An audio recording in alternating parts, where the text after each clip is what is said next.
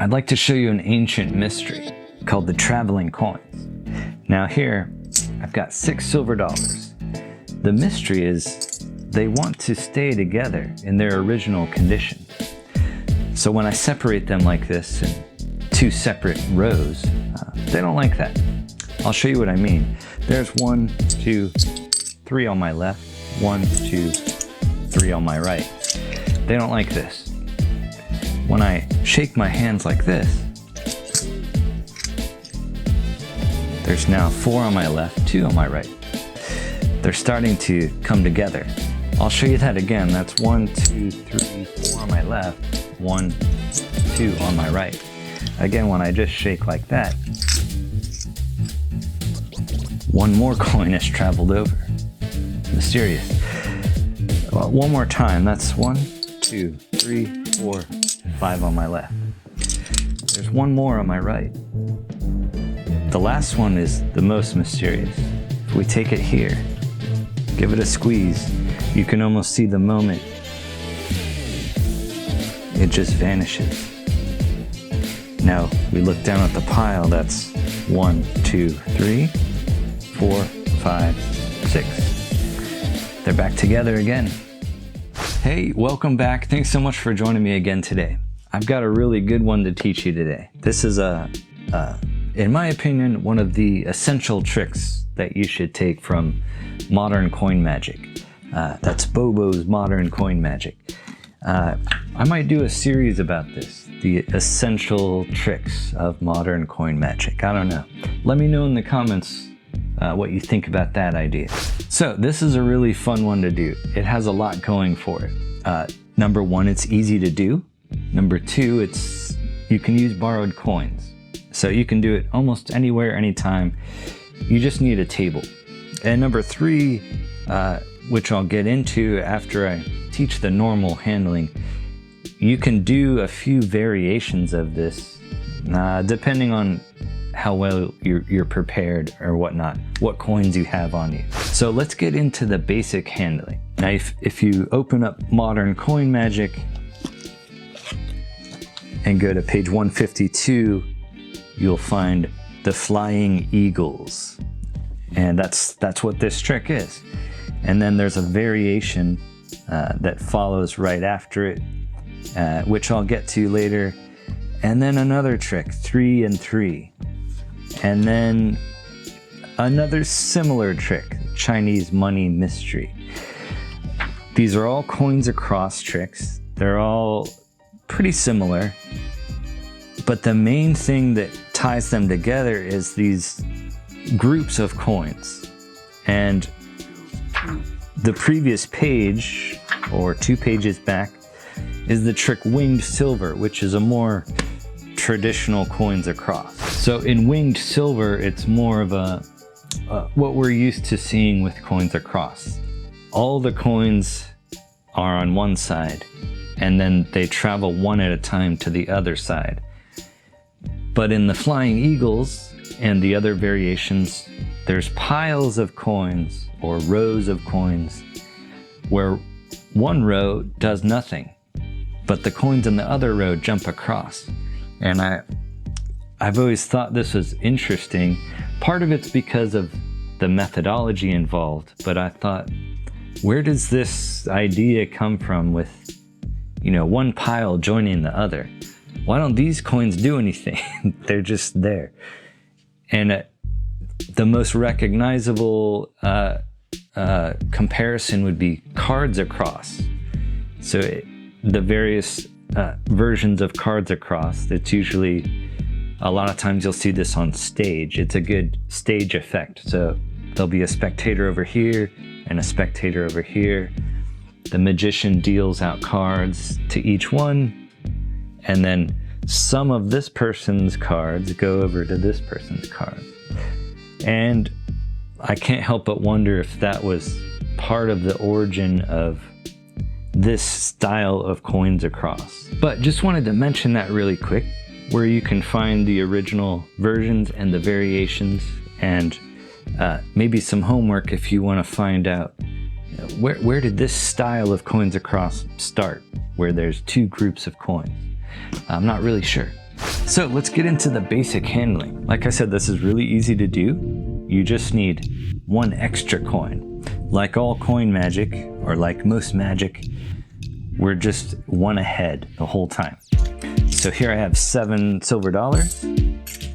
And with this amount of coins, it's really easy to hide.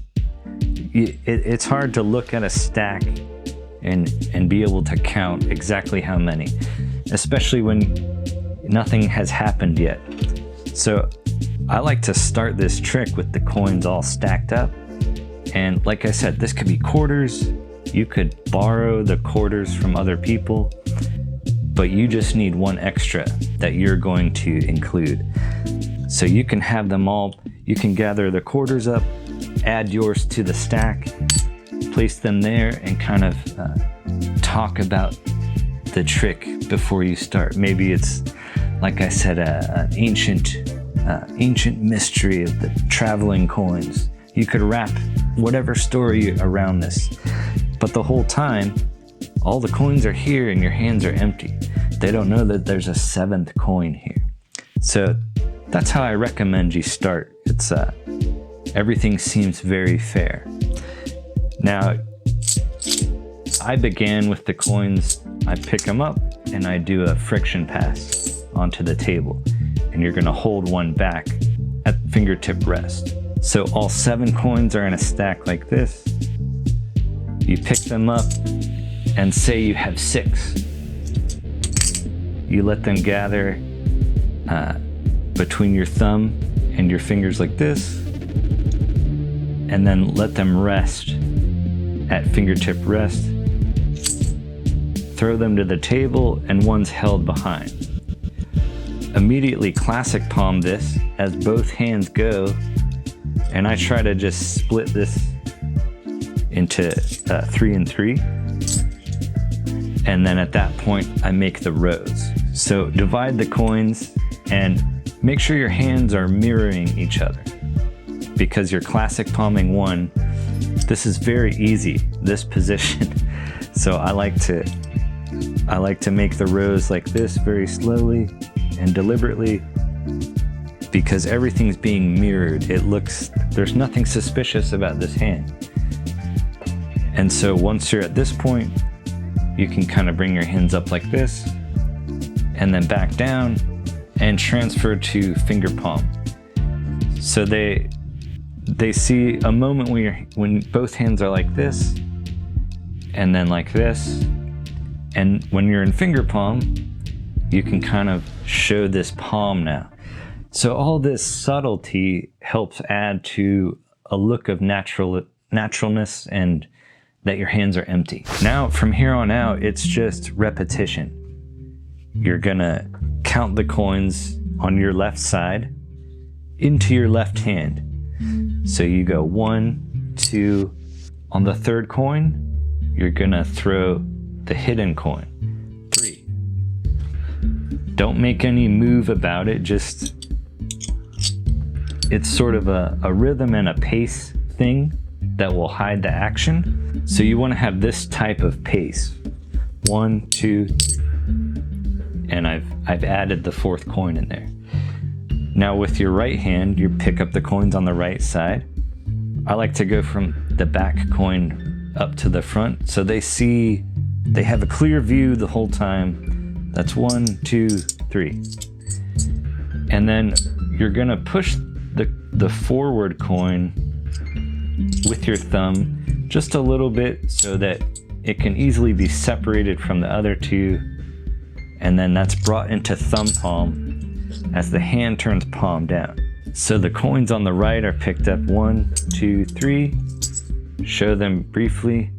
Now as you turn palm down, the thumb will push this coin forward, and these 2 kind of end up in a finger palm. And you're continuing to turn palm down, and then that one gets pinched into a thumb palm. Then the hands shake. Now you're gonna go palm down to the table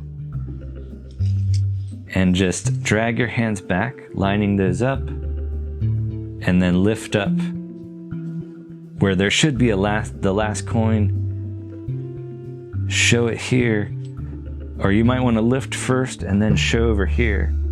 So then you can pull that coin into finger palm, and you kind of make one final gesture like this. So again, as the coins are revealed, both hands go palm down, they drag backward.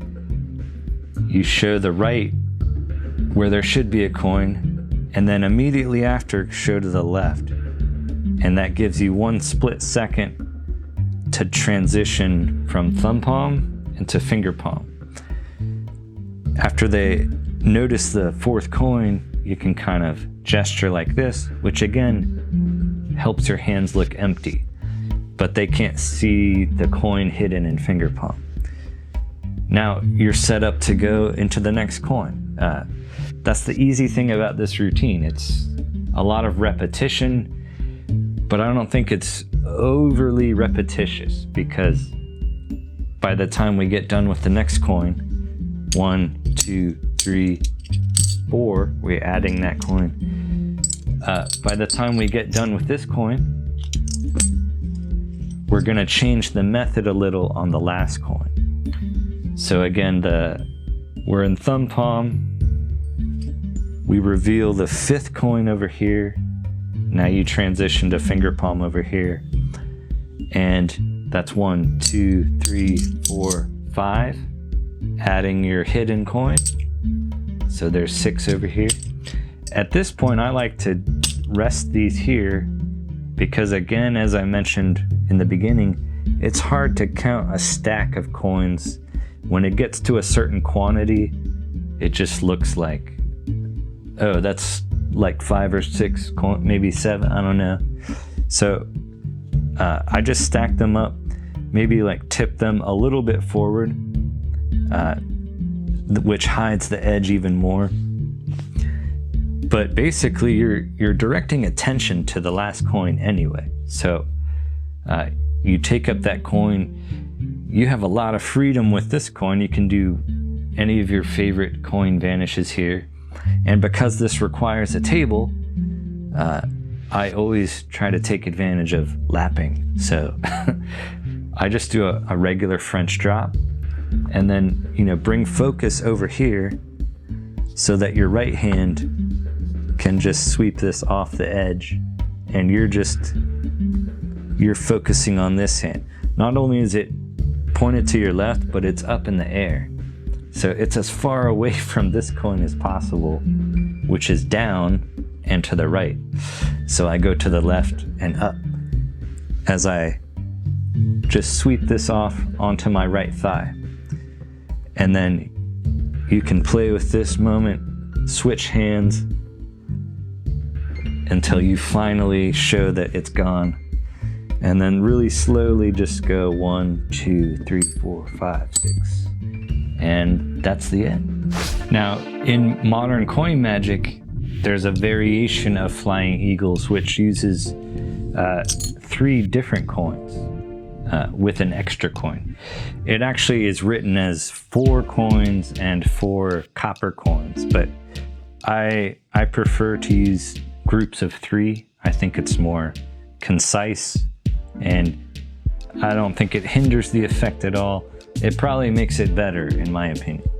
So it's a little different. It's more of a transposition effect, but it is technically still a coins across. The coins are moving across. But as opposed to the original version, where one group is going to join the other group, the coins in this version, in the variation, are switching places.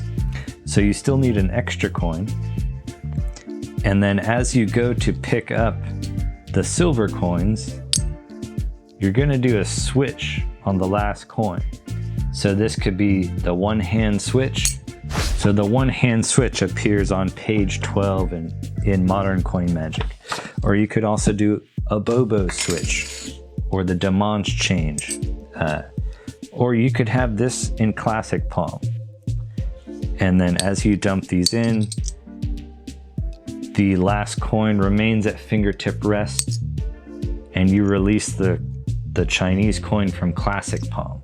So many ways to do this switch. And then as you come over to this row, you're classic palming that silver coin as you pick these up, and you're gonna do the same thing. You're gonna slide one coin forward, put it in thumb palm so that you can release the silver coin from classic palm. Now as you pull back, you can see there's one Chinese coin over here, one silver dollar over here. Now you go through the same motions. It's the same repetition, except we're doing a switch on the last coin instead of adding the extra coin. So now that's one. Here you do the switch on the second silver coin. That's 2 silver, 1 Chinese. Then over here's 2 Chinese, 1 silver. You have to pick these up in such a way that you're able to thumb palm the Chinese coin. So picking up the silver first, adding the Chinese coins, then you're able to thumb palm one of the Chinese coins away. So now when you lay it down, there's 2 Chinese over here, 2 silvers over here. And then you just do one final switch. That's 1 silver, 2 Chinese, and then 1 Chinese over here with 2 silver. Thumb palm that. Now all the Chinese are here, all the silver coins are here. I like this variation, but after the first coin switches, it can seem a little confusing. One idea I had was to have markers. So if you have a smaller Chinese coin and a smaller silver coin, it kind of reminds me of Out of This World. Like there's a black card and a red card as markers. So like I said, after the first coin switches, oh, you can see what's happening. But as the others switch, I've found people kind of forget what was happening or where the coins were to begin with. But if you have like a marker coin in front of the rows, it becomes a little more clear. But along these lines of using the different coins, you could do the original Flying Eagles with 3 silver coins and then 3 Chinese coins with 1 hidden. Or these coins could be smaller Chinese coins, or even pennies, or smaller silver coins. So really quickly, I'll run through what that might look like. So here I've got 3 Chinese coins and 3 silver dollars. Now the interesting thing is that the Chinese coins want to travel over to be with the silver dollars. So that's 3 Chinese coins on my right, 3 silver dollars on my left. With just a little shake, we can get one of those Chinese coins to jump across. Let me show you that again. That's 1, 2, 3 silver dollars and 1 Chinese coin. Then we have 2 Chinese coins left on my right side. Just a little shake. Now that's 2 Chinese coins on my left and 1 left to go on my right side. That's 1, 2, 3 silver coins and then 2 Chinese coins. Now there's just 1 Chinese coin left to go. Watch as I take it here, give a little squeeze, and finally, that's 1, 2, 3 Chinese coins, 1, 2, 3 silver coins. So it does have a little different feel to it. I don't know. It's kind of more clear when you make the coins different. And you could vary this any way you want. Like these could be 3 buttons if you had buttons, but I guess you'd need a secret 4th button. So that's it for today's video. Hope you enjoyed that. Don't sleep on these easy routines. They're fun to do and they're powerful. don't forget, people have never seen these routines. It's up to you to learn this stuff and keep it alive, keep it going. In a world where everyone's trying to learn the latest trick that's coming out, don't sleep on these classics. These are powerful tricks. And let me know if you want to see a series of essential routines from modern coin magic. Let me know down in the comments. I'll see you next time.